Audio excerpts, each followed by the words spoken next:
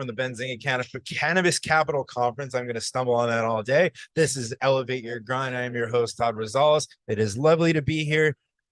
I love doing the podcast with the people I've met early on because it truly feels like we're sitting down with friends. So please welcome my guest, Jamie Cooper, the new president of Sensi Media. Welcome, Madam President. Well, thank you. Amazing. You Thank have been you. crushing it there for a long time, and it is well deserved. Thank you very much. Absolutely. I'm excited for the opportunity. Well, I am jealous of you because you were in the great state of Michigan, and from the outsider's perspective, Michigan is becoming a very, very mature cannabis market. I love seeing the products. I love seeing the move towards CPG. A lot of my favorite brands are going there. I think you guys did like $1.4 billion in revenue last year. Yeah. It is incredible. Tell me what it's like working in the Michigan market right now. It's been a lot of fun, like as much heat as regulators got around, when they were putting together the regulations. It ended up being really good for us. Yeah. I think they did it right. We mirrored similarly to what Colorado had in place. Our taxes were a little bit lower, and we became a mature market really quickly. You did. And it's crazy. So, I mean, I started my career, I would say my more formal cannabis career came when I went to Springvik, and Michigan was one of my territories. And I was, very early on, I was very impressed with a lot of the branding that was there. Detroit Fudge Company, Flourish, True North as well. And I know you're a part of them too. I was super impressed with these built-in Michigan brands that were very much had this look and feel of a California brand, but it's something that a local could be proud to associate with as well too. Yeah. Well, I mean, the cannabis culture is really strong in Michigan. We had our medical law in place starting in 2008. Yeah. So we had a lot of time to really build up, and get that culture really thriving for about 10 years before adult use. And, we're seeing a lot of brands that were established in other states bringing their brands to Michigan. We're seeing new brands in Michigan launch, new concepts. I mean, we're seeing the beverage market really starting to take off in Michigan, which I'm excited about. As a non-drinker, I'm excited about having THC beverages. I love the beverage market, and I also like that it's low dose too, because even now, if I consume alcohol with cannabis, if I'm going to have 3 or 4 whiskeys in a night, I'll probably have 1 or 2 if I'm consuming cannabis, because there is, as I've learned, like a retroactive effect on how your body metabolizes alcohol. But because these cannabis drinks are typically smaller doses, 2.5, maybe 5 milligrams. Now, don't get me wrong, I've seen the 10 and 20 and 25s. I like it because you have a nice refreshing seltzer while you're smoking, and it just kind of enhances the experience. Right. In Michigan, our outdoor culture is really strong too. We love to be on the lake during the summertime. We love to do the hiking. We have the UP, which is an incredible, territory of Michigan. And so having those different options that you can kind of have in your hand, because everybody has their own dosage, I had a 25 milligram drink once, and it was at an infused dinner. So I went with 25 milligrams on the infused dinner, not adding the 2 together, and that was fun. Oh, I bet you slept really well. It was sponsored by El Blunto too, and I love El Bluntos. Ooh, yeah, I like those. They're in Michigan too. Did they? Yeah.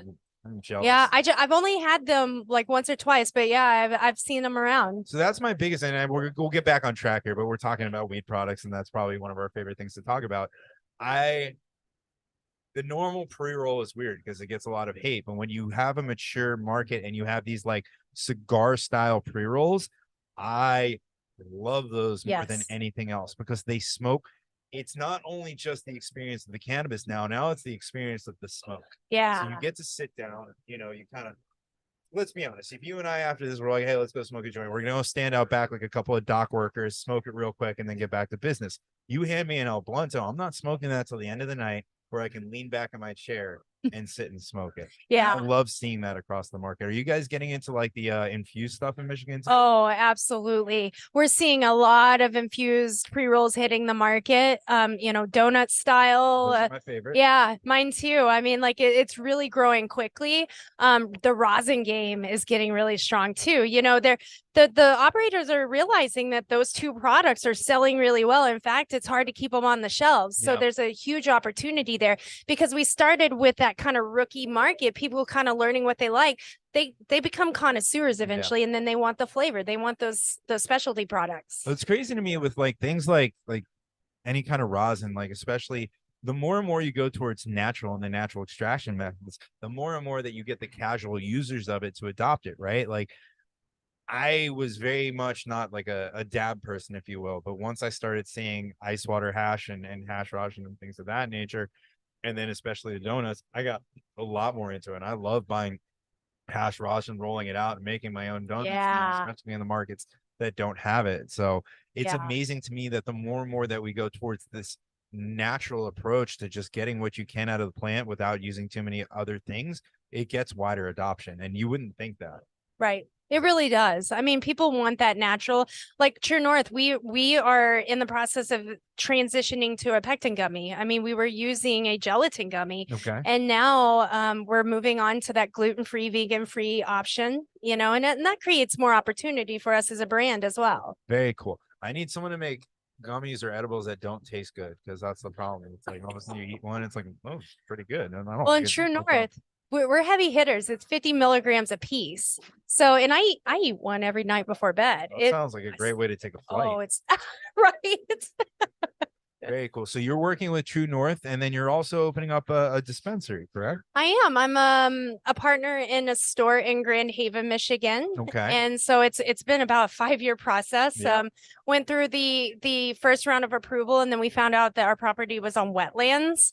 We had to Fun. redo it and redo the process, and got through that, got our final approval from Eagle, which is the, you know, the environment regulatory agency in Michigan. Got our final approval a couple of weeks ago. Now we're getting our building permit. We get to start building because we're building from the ground up. Beautiful. Yeah, So are you going to be able to curate your selection in the store? absolutely. That's the coolest fucking Yeah. job in the world. Yeah. Well, and you know, I partnered with a brand that just really knows the retail game. Okay. Yeah. And so I think we're going to do really well. And where I live, Grand Haven is a tourist town. I mean, like it's Coast Guard week alone in August draws about 300,000 people to the beach. Very cool. Yeah. I am so excited for you, Jamie, because we've met, you know, I think we've known each other for 3, maybe 4 years now, and you've just been such a hustler. You've never let anything bring you down. And to see this success, I'm jealous of you, because we're in this bullshit limited license market here in Florida. Yeah. If I don't have 150 grand, I can't apply for a license. If I don't have 75 million, I can't fucking buy a Right. license. And, you know, I love that you've just nose to the grindstone, heads down. You've been crushing it with Sensi. You've been all over the place, hosting events, doing this, doing that, networking. I love seeing it pay off for you. Thank you. Well, and I'm so grateful. 1 second, the battery Okay. died in the camera. Oh, no. All right, Jamie. So before our camera died, I was talking about how happy I am for you, seeing you in the market, working your ass off. It's lost its value now that people have to go through a cutscene here. But I love seeing your success, and I'm jealous in the market that you're in. But it's beautiful seeing all your hard work pay off. You're now president of a media company. You are head of or working very closely in marketing with another processor, and now opening your own store. It is absolutely incredible to see. It's got to mean so much to you that you just kept going forward. Yeah, I mean, there were so many times I just wanted to give up and quit. You know, it's exhausting. This industry, you have to work 10 times as hard as the traditional business industry. And, you know, I'm grateful to be able to do what I love. Like I wake up every morning excited about what I get to work on. And not everybody has that. There's so many people there in jobs that they hate. And I love what I get to do. It's a passion. It's incredible, because I talk to people outside of this industry, and like, you know, it's you go through a lot of jobs in this industry, because not only like you find companies and you think they may be the right fit, but there's a lot of bad companies, and there's a lot of companies that are just not financially healthy and they don't make it out. And like, I kind of fucking hate LinkedIn for this reason, because like it's the first time ever where your business is out with like the jobs that you have, and you can't not add your job. Like you get a job, even if you have to take a job for a paycheck, you can't not put it on your LinkedIn, because all of a sudden your boss is like, hey, I want on your LinkedIn profile. Why don't you fucking work here? Right. Like, you know? So it's part of being in this industry kind of sucks, because like it's very public. Your failures are very public. Yeah. And you know, it takes a lot of perseverance to kind of ignore that noise, ignore what everyone's saying, going from job to job to job, just because maybe you weren't the right fit, or maybe they weren't the right fit, but you have come out the other side, and I love seeing this success. Well, I appreciate that. Thank Absolutely. you. Well, you've been a friend. I love having you on the show, and you're welcome anytime. I hope you'll be joining us tonight at the C Lab event. Yes, thank you. Awesome. I will. Jamie, thank you for stopping by. Thank you for having me. Great to see you.